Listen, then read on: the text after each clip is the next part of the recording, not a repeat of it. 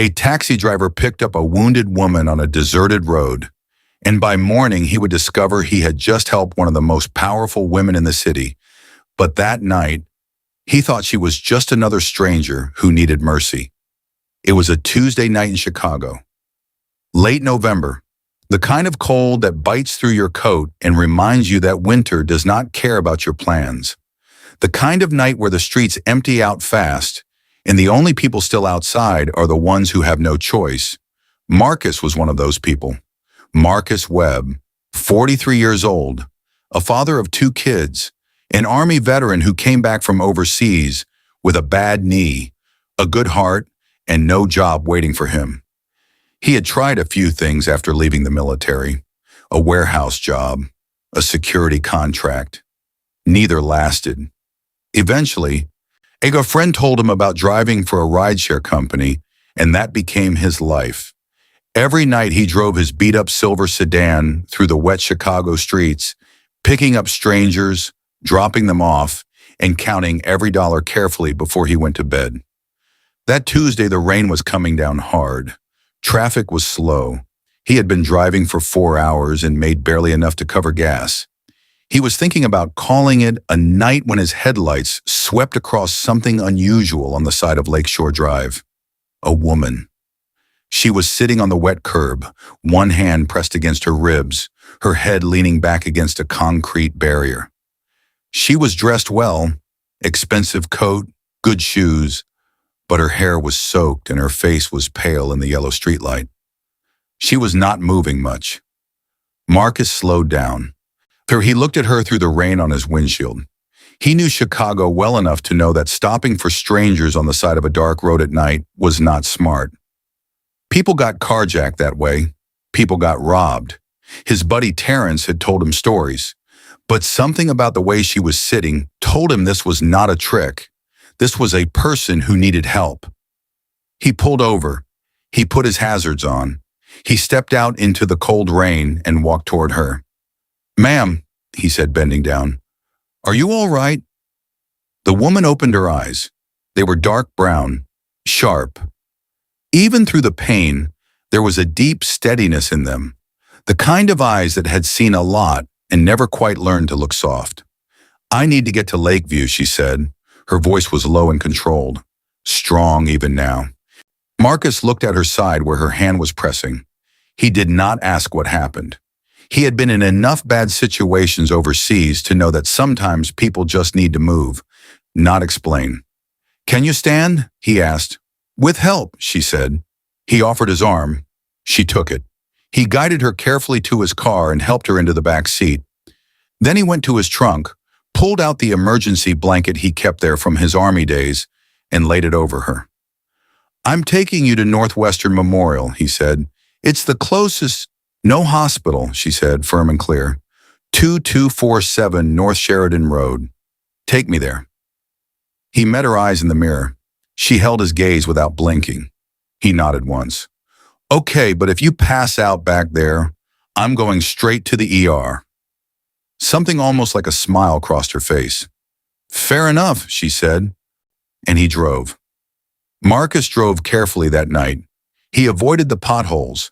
He took the smoother roads even when they were slightly longer. He turned the heat up without being asked. He did not know this woman. He did not know her name, her story, or why she was sitting hurt on the side of Lakeshore Drive in the rain. He just drove. That is who Marcus was. A man who showed up, quietly, without drama, without needing a reason beyond the fact that someone needed help. He did not know yet what that one decision was about to set in motion. 2247 North Sheridan Road was in the Lakeview neighborhood, one of the nicer parts of Chicago. Tree-lined street, old brick buildings, heavy iron gates with security cameras pointing in every direction. When Marcus pulled up to the address, 2 men in dark coats stepped out from the gate before he even had the car in park.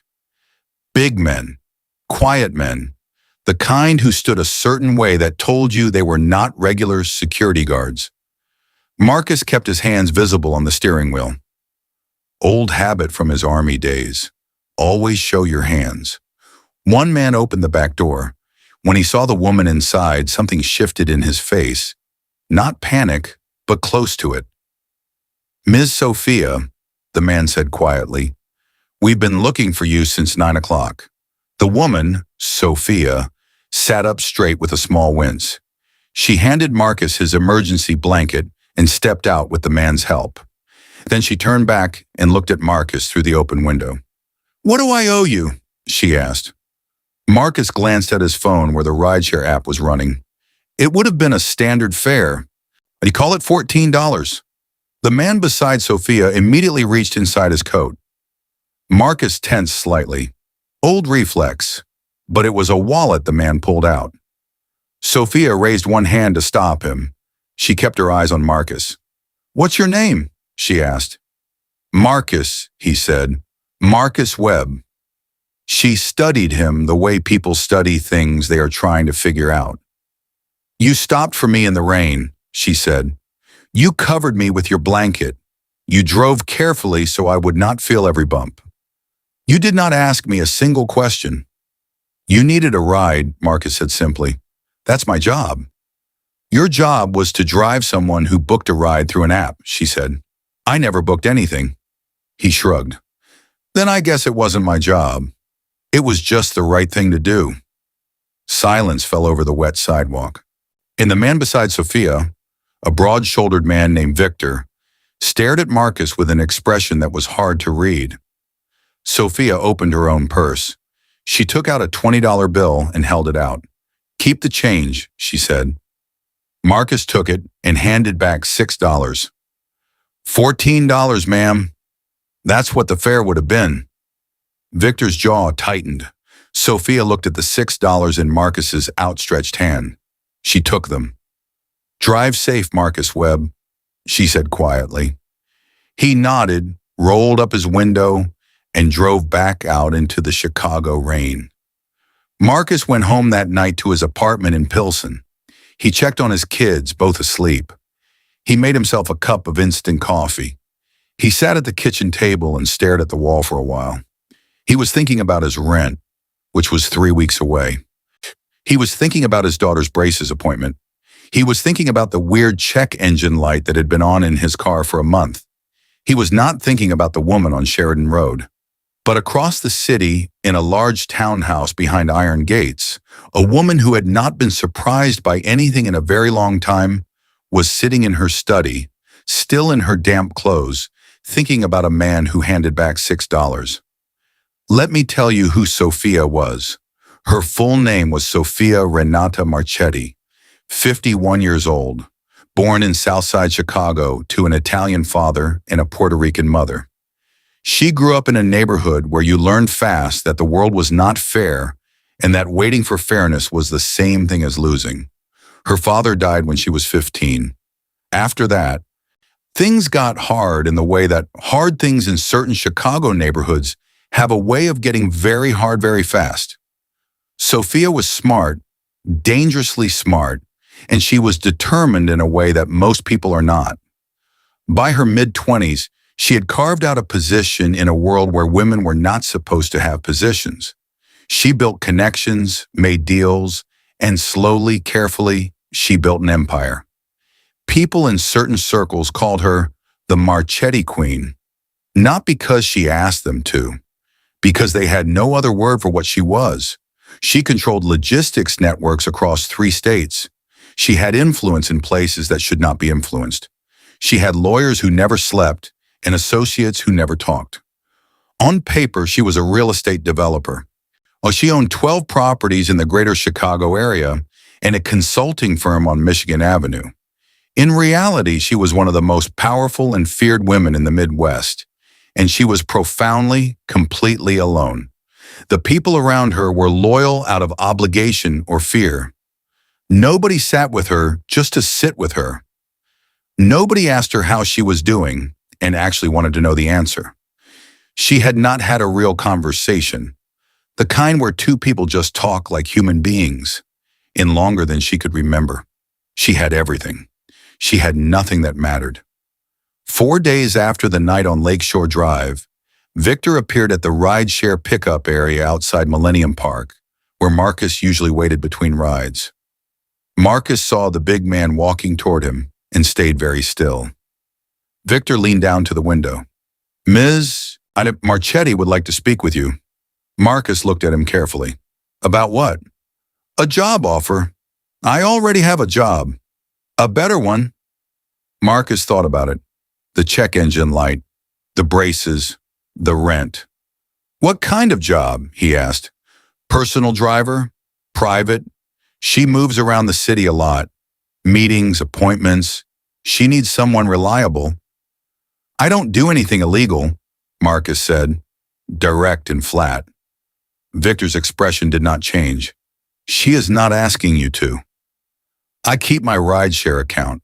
I drive other passengers when she doesn't need me. Victor took out his phone and made a call. A short conversation. He put the phone away. Agreed, Victor said. Marcus nodded slowly. When does she want to meet? Tomorrow, 8 a.m., Sheridan Road. Marcus showed up at 7:58, and so it started. In the most unlikely arrangement in Chicago. Marcus drove Sophia to her meetings, her property walkthroughs, her appointments in the Loop and in the suburbs. He did not ask questions about where they were going or who she was meeting. He drove well. He was always on time, and he kept the car clean. For the first 2 weeks, Sophia treated him the way she treated all her employees.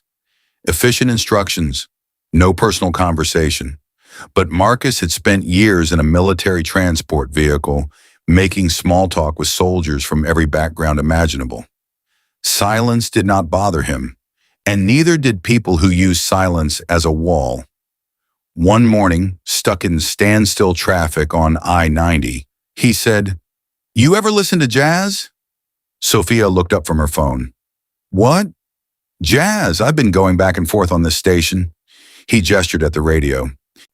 They play old Coltrane in the morning sometimes. Figured I'd ask before I changed it. She stared at him for a moment. Then she looked back out the window. My father liked Coltrane, she said. Marcus turned the station. Coltrane came through the speakers softly. Neither of them said anything for a while, but Sophia did not look at her phone again for the next 10 minutes. Slowly, things shifted. Marcus noticed she skipped breakfast most mornings and was running on coffee alone by the time noon rolled around.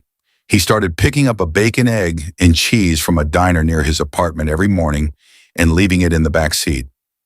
Nothing fancy, just food. She ate it without commenting, but she never told him to stop. He noticed that after long days, she had this particular silence that was different from her usual silence. Heavier. Like something pressing down on her. One evening, driving back from a meeting in Evanston, she said without looking up, Do you like what you do, Marcus? He thought about it honestly. Most days, he said, I like being behind the wheel. I like the city at different hours, and it lets me be home for my kids most mornings before school. That's what you care about most? Being home for your kids? Yeah, he said. My dad wasn't around much. I swore I'd be different. He paused. It's not complicated, really. They need me present. So I'm present. Sophia was quiet. Then she said almost in a whisper, I told myself I was building something for my son, that everything I did was for him, his future, his security. She paused.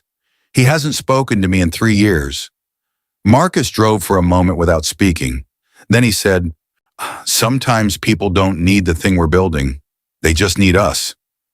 Sophia said nothing, but she turned her face to the window, and Marcus did not look in the mirror. Some moments need privacy. Marcus had less than Sophia in every measurable way. Smaller home, older car, thinner bank account, but he had a 16-year-old son named Deshaun who called him every day after school, and a 12-year-old daughter named Mara who left sticky notes on the fridge for him when she went to bed before he got home. Notes that said things like, Saved you the last piece of cornbread, Dad, or Your blanket is on the couch. It's cold tonight. Sophia had a penthouse, 3 luxury vehicles, and a son who did not call. There is a kind of poverty that has nothing to do with money, but Sophia was beginning to feel it clearly for the first time. G sharp. It was a Thursday morning in December. Marcus was parked outside a building on Wacker Drive, waiting for Sophia to finish a meeting, when his phone buzzed. It was Amara's school, Lincoln Elementary. Mara had collapsed during gym class. She had a high fever. They needed him to come immediately. Marcus stepped out of the car. He stood on the sidewalk for a moment, breathing carefully, the way he had learned in the army when things went sideways and you had to keep your head. Then he walked inside and told the lobby receptionist to let Ms. Marchetti know he had a family emergency and she would need another car. He was back at his car within 2 minutes, ready to drive to the school, when the building's revolving door opened and Sophia walked out. Coat on, bag in hand. Our meeting cut short. She looked at his face and said, "What happened?" "My daughter," he said. "She's sick at school. I'm sorry, I know you have a 2 o'clock. Go," Sophia said simply. He nodded and got in the car. "Marcus." He paused with the door open. She came to the window. She held out a business card. Simple white card. Just a name and a phone number. Dr. Patricia Howe. She's a pediatrician on North Michigan. Tell her I sent you. Amara will be seen right away. Marcus looked at the card. He looked at Sophia. "I can't ask you." "You didn't ask," she said. "I offered. There's a difference." She stepped back from the car. "Go. Call me when you know she's okay." Marcus held the card for 1 second. Then he said, "Thank you," and he meant it with his whole chest. He drove. Mara had a severe flu that had dropped into her lungs. Early pneumonia. Serious enough that the doctor said another day without treatment could have meant a hospital stay. With Sophia's doctor, they were seen within 20 minutes of arriving. Treatment started immediately. By that evening, Amara was home, medicated, tucked under 3 blankets, watching cartoons. Marcus sat at the foot of her bed and watched her breathe. In and out, steady, safe. He thanked God quietly, not loudly, not with big words. Just a long, slow exhale and a hand pressed flat over his heart. The next morning, Marcus showed up at Sheridan Road at his usual time. Sophia was already in the lobby. She came out when she saw the car. She got in the back seat.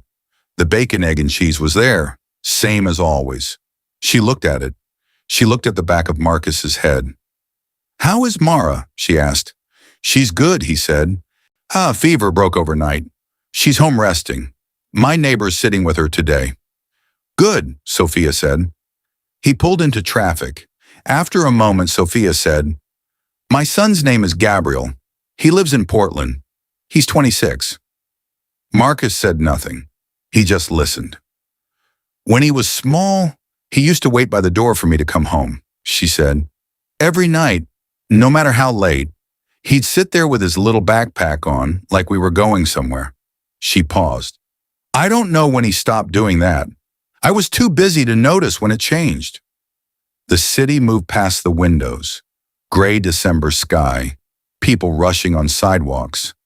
"I told myself it was for him," she said again. "All of it."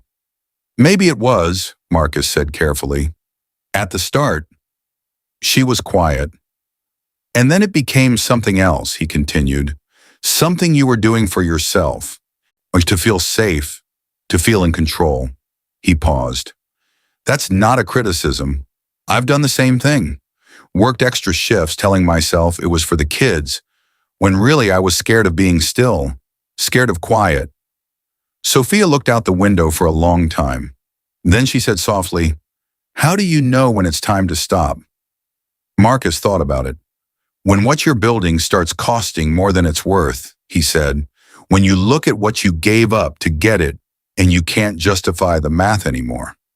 Sophia did not respond. But that evening, after Marcus dropped her off and drove away, she went up to her study, sat at her desk, and stared at her phone for 45 minutes. Then she dialed a number she had not dialed in 3 years. It rang 4 times. "Mom?" Gabriel's voice. Careful, surprised. "Gabriel," she said. And I know it's been a long time. I know I don't deserve a conversation, but I want you to know I see where I went wrong, and I'm sorry. Not to explain myself, just sorry. A long silence. Then Gabriel said, "Are you okay, Mom?" She smiled for the first time in a long time. A real smile, small and tired and true. "I'm getting there," she said. "Change does not happen all at once. It happens in small decisions made over many days." Sophia began making those decisions. She started pulling back from the parts of her network that caused harm. It was not loud. It was not announced. People like Sophia do not hold press conferences, but quietly, carefully, over several months, she redirected. She restructured. She let certain things go and refused to replace them, and she put her money somewhere different.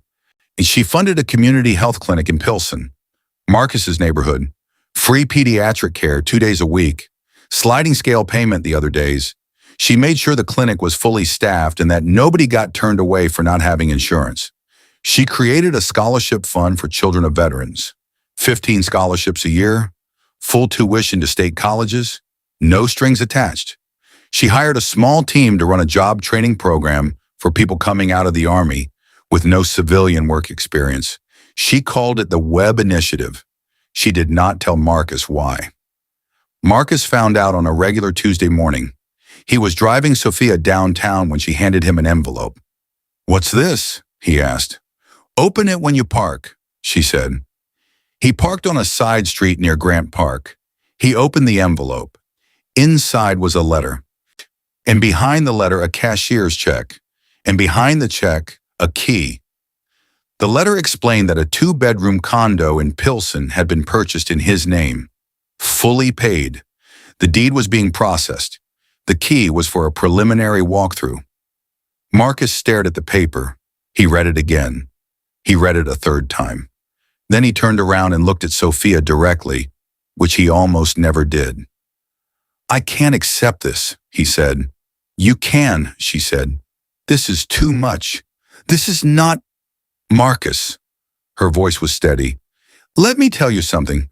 I have given money to a lot of people in my life. Some of them deserved it. Most of them did not. I have bought loyalty and I have bought silence and I have bought time."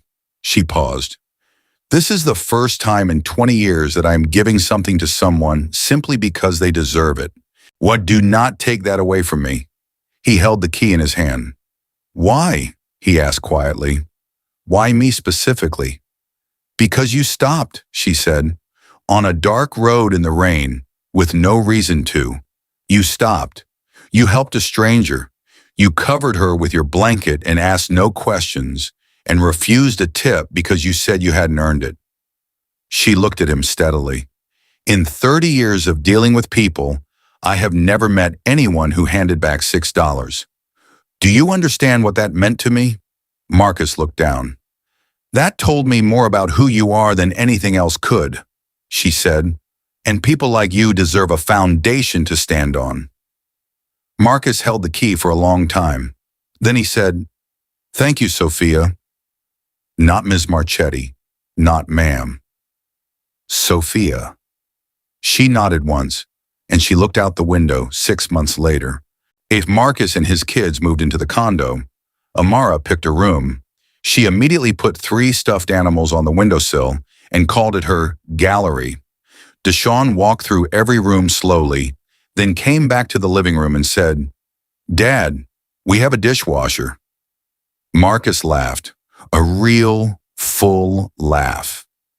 That evening, he stood on the small balcony that looked out over Pilsen. He could hear kids playing below. He could see the lights of the city in the distance. He thought about a Tuesday night in the rain, a woman on a curb, a blanket he kept in his trunk since the Army. He thought about how one small choice had somehow led here. He said a quiet prayer, not asking for anything, just grateful. Sophia came to the housewarming. Deshaun and Mara had no idea who she was. To them, she was just their dad's employer. A quiet woman in a nice coat who brought a plant as a gift and sat in the corner eating cornbread. She sat there for 2 hours, surrounded by Marcus's friends, his army buddies, his neighbors, people laughing, arguing about football, someone playing music too loud from a Bluetooth speaker. Nobody paid her special attention. Nobody was afraid of her. Nobody needed anything from her. She was just a person at a table with other people. She held her plate of food and looked around the room at all these ordinary, real, connected human lives. And she felt something she had been chasing for 30 years without knowing its name. She felt like she belonged somewhere. This is not a story about a taxi driver who got lucky, and it is not a story about a powerful woman who suddenly became good. And it is a story about what kindness actually does in the world. Not the kind you perform for applause or post online, but the quiet kind. The kind you offer at midnight in the rain on a dark road with no one watching.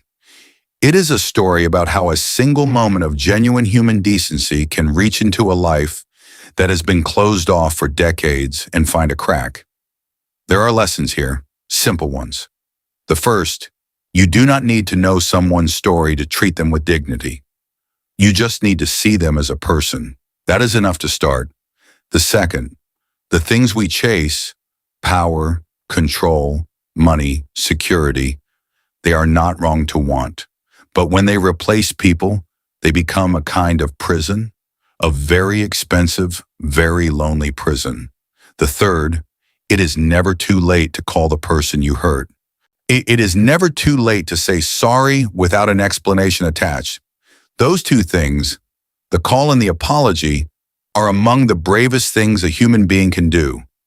And the last lesson, perhaps the one that matters most, the people this world treats as small, the drivers, the janitors, the veterans working overnight shifts, the parents counting change at the grocery store, they carry a dignity that no title can match and no amount of money can buy. Treat them accordingly. Because one rainy night in Chicago, a man with a worn emergency blanket and a check engine light decided not to drive past a woman sitting on the cold ground. He stopped, and that one choice rippled outward in ways neither of them could have predicted. Your choices are doing the same thing, right now, today, whether you stop or whether you drive past. The choice is always yours.